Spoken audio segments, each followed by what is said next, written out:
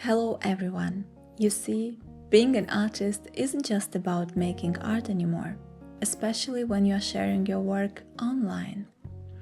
Since starting YouTube, I have found myself planning content, writing scripts, filming videos, and learning about video editing with Final Cut.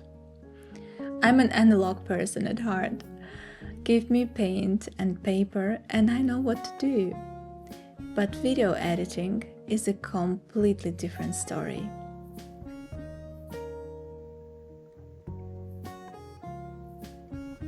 Still, I want to challenge myself and to learn things I once thought I wasn't good at. I always told myself that I'm not good at working on the computer or with the camera. So I'm eager to learn and to improve in these areas. This winter was hard for me. After living by the sea and experiencing sunny winter days in Phthalo, it was challenging to adapt to German weather. It's not particularly cold here, but it's always grey, which affects my emotional well-being. Now it's the beginning of spring and it's sunny outside, and I plan to paint more. So I was looking through my art supplies and I realized that a lot of tubes are empty or almost empty. So today this is going to change.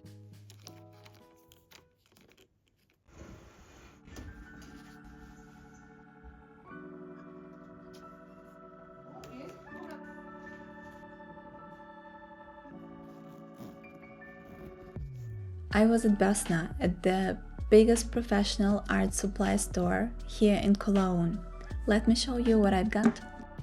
Phthalo Green, Cobalt Turquoise and Neutral Tint are my staples, but I'm particularly excited about Schmincke's Super Granulation series, especially their Glacier Green and Glacier Turquoise. I've never used these colors before.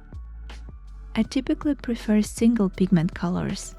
These colors, however, contain two pigments, which makes me curious to experiment. I'll show you how these pigments behave while working on an actual painting. My color palette today consists of Phthalo Green, Cobalt Turquoise, and Glacier Green. I start by using Cobalt Turquoise, pigment code PG50. It's a brilliant, cool turquoise with slight green undertones. Notice how it naturally granulates, creating subtle effects as it dries. It's less staining than Phthalo Green and can be lifted while still wet. The pigment is heavy and tends to settle in the valleys of textured paper, creating this beautiful separation effects when I use wet and wet technique. I then mix Phthalo Green and Cobalt Turquoise. Phthalo Green, pigment code PG7, is known for its extraordinary intensity and transparency. It's an extremely brilliant, vibrant green with a slight blue undertone that makes it perfect for painting water.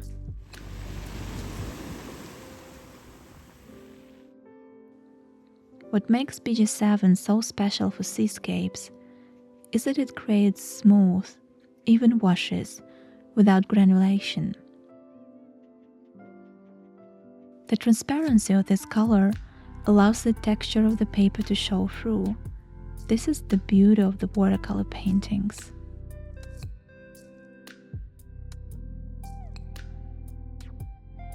Glacier Green from the Super Granulation series combines two pigments I would normally never mix together: Potter's Pink and Cobalt Turquoise.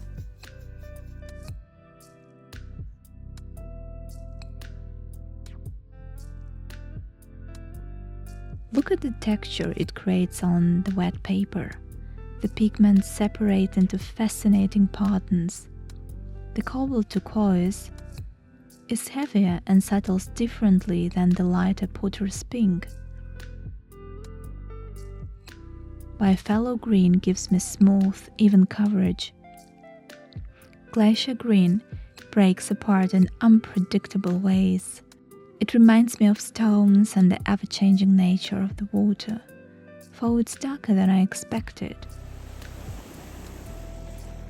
What's fascinating is how it changes appearance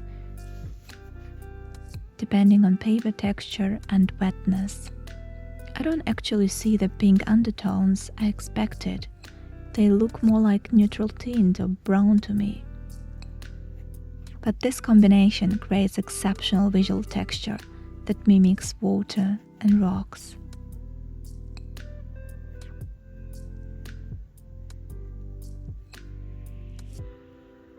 As I apply Glacier Green, the pigments immediately begin to separate and create these fascinating textures.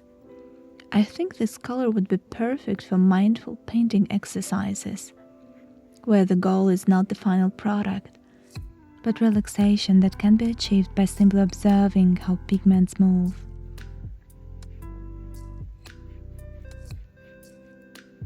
This is a nice example of using the art of observation to calm our overstimulated mind. Glacier Green requires a different approach than my usual paints. I need to be more patient and allow the granulation to develop. If I overwork it, I lose those beautiful textures. Unlike Phthalo Green, which I can control precisely, Glacier Green has a mind on its own.